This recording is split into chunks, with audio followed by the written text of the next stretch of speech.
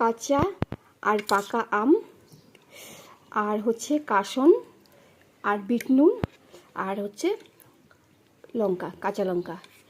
এই দিয়ে কি হয় বলো তো? আম মাখা, যেটা আমরা এখন খাচ্ছি।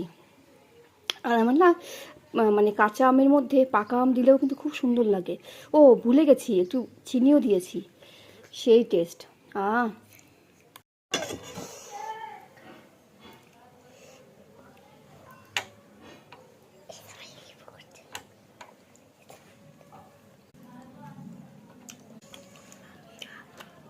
ওই লঙ্কাটা নেব, তার সাথে আম। দেখো লঙ্কাটা রয়েছে, কিন্তু মরবো আজকে খেয়ে।